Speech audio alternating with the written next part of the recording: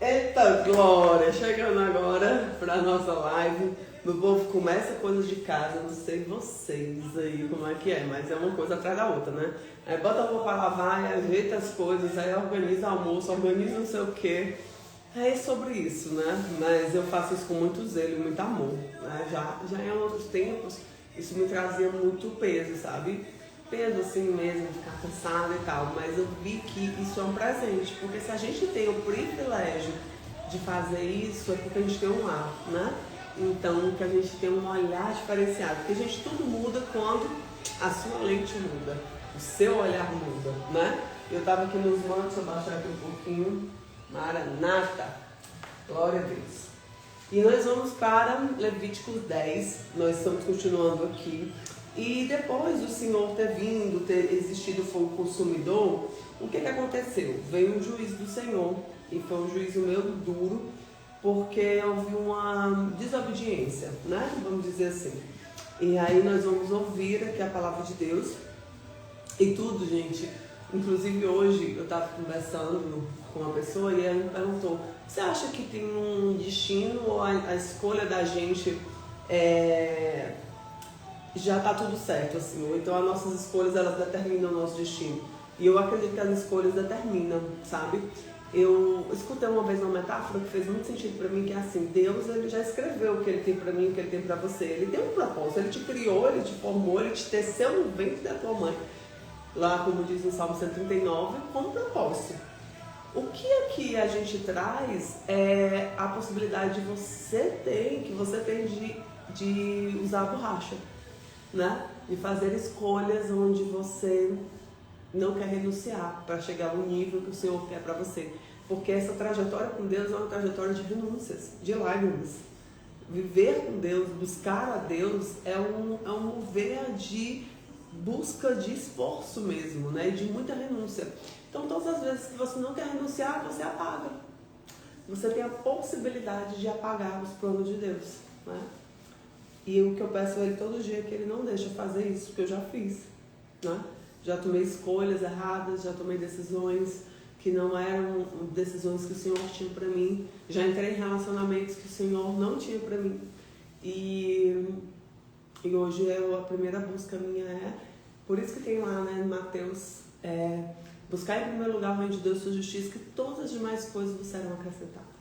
E nós temos que buscar em primeiro lugar a Deus. Então vem Espírito Santo trazendo essa palavra, trazendo o teu mover, trazendo o teu agir. Obrigado, Espírito Santo, por mais a possibilidade de entendermos a tua palavra e de acessarmos a tua palavra para liderar a nossa mente na coisa certa. E diz assim: e os filhos de Arão, Nadab e Abiú, tomaram cada um incensário e puseram neles fogo, e colocaram incenso sobre eles e ofereceram fogo estranho perante o Senhor, e que não lhes ordenara. Então saiu fogo diante do Senhor e os consumiu, e morreram perante o Senhor. Eles morreram, você está entendendo? Porque eles fizeram algo errado. Eles foram fazer um fogo, né, um fogo estranho, ou seja, colocaram algo ali que não era conforme as instruções de Deus. E disse Moisés a Arão: isto é o que o Senhor falou, dizendo: serei santificado naqueles que chegarem a mim, e serei glorificado diante de todo o povo. Porém, Arão calou-se. Arão nesse momento silenciou, porque ele mesmo na dor, ele sabia que Deus ele era o soberano sobre isso, e ele sabia que os filhos tinham errado. Então as nossas orações, né, como pais intercessores, tem que ser sempre que os nossos filhos andem no caminho do Senhor, né? Não devemos negociar isso. São batalhas fortes que nós enfrentamos para poder trilhar o caminho certo para os nossos filhos, né? Amém? E Arão calou-se. E Moisés chamou Misael e Zafã, filhos de Uziel, tio de Arão, e disse-lhe: chegai e levai os vossos irmãos de diante do santuário para fora do arraial. Então eles chegaram e levaram as túnicas para fora do arraial, como Moisés lhe dissera. E Moisés disse a Arão e seus filhos, Elisá e Itamar: não descobrireis as vossas cabeças, nem rasgareis vossas vestes, para que não morrais. Nem venham grandes indignação sobre toda a congregação, mas vossos irmãos de toda a casa de Israel lamentem esse incêndio que o Senhor acendeu. nem saireis da porta da tenda da congregação para que não morrais, porque está sobre vós o azeite da unção do Senhor. E fizeram conforme a palavra de Moisés.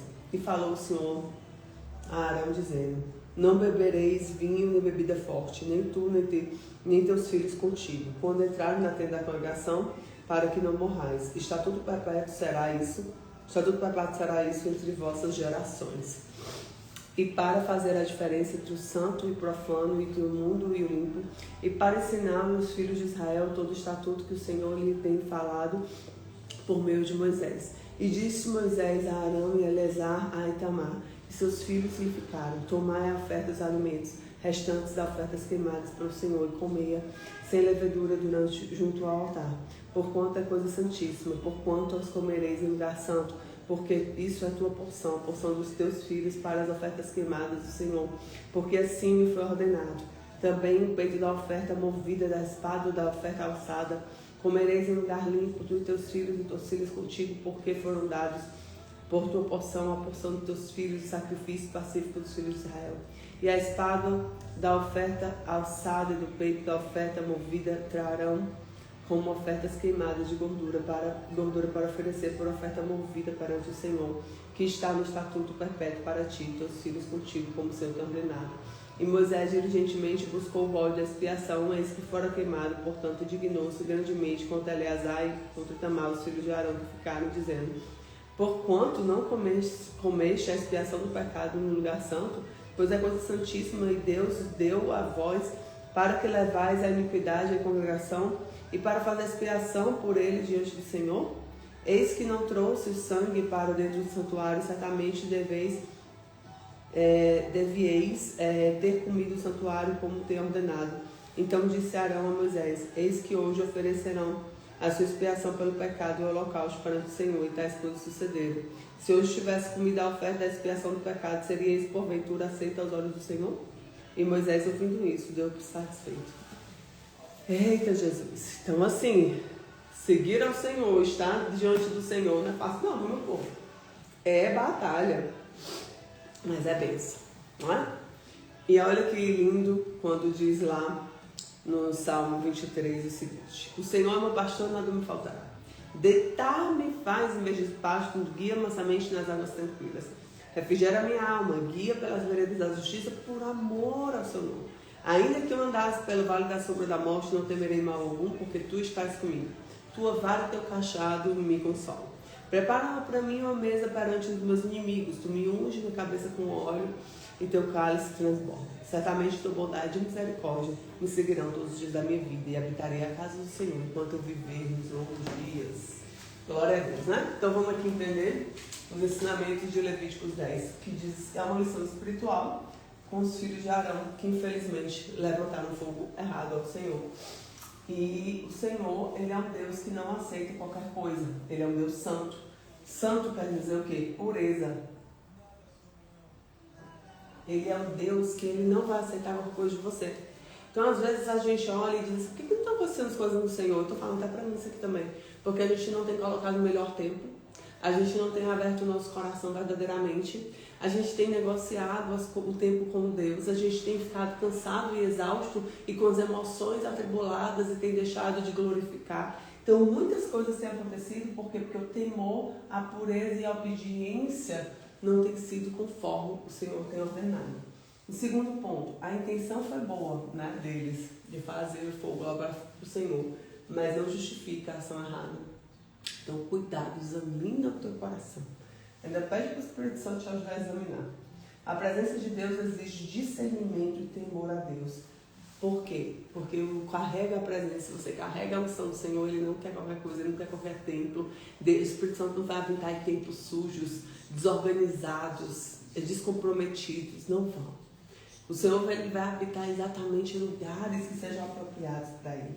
Em quarto ponto, Deus não faz acepção de pessoas, nem mesmo na casa sacerdotal. Tá?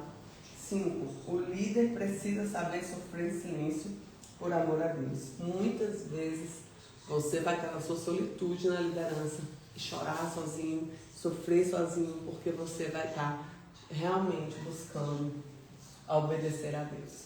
Então Deus, ele é santo, a obediência a obediência, né? Ela tem que ser mais forte do que a emoção. Emoção passa, emoção é passageira, mas a obediência não. Porque a emoção faz você tomar decisões precipitadas, impulsivas. Então tenha muito cuidado com isso. Liderar exige mais e nós devemos buscar intimidade com Deus. Porque é isso que vai limpar, gente, é isso que vai tratar os nossos filhos, a nossa casa, nosso esposo, nossa vida. Tudo isso é tratado quando nós buscamos intimidade com o Senhor. Então nós devemos colocar o Senhor no centro de todas as decisões da nossa vida, de toda a nossa vida. Eu sei que não é fácil, eu sei que ela quer derramar lágrimas, eu sei o que é olhar para o lado e parecer que todo mundo está vivendo paraíso e você está lá sendo moldado, lapidado pelo Senhor, mas a glória vem, porque o Senhor é o Deus que faz. Amém? Então, eu glorifico o nome do Senhor por essa palavra que edificou muito meu coração e que nós possamos ficar firmes diante do Senhor. Orar pela nossa casa, orar pelos nossos filhos, orar pelo nosso cônjuge, orar pela nossa empresa, orar pelas coisas que são do Senhor, que foi nos entregue e que a gente possa fazer uma boa jornada aqui, né? Então, que Deus te abençoe, que a graça dele esteja sobre ti e nós vamos continuar firmes com o Senhor. Fica com Jesus.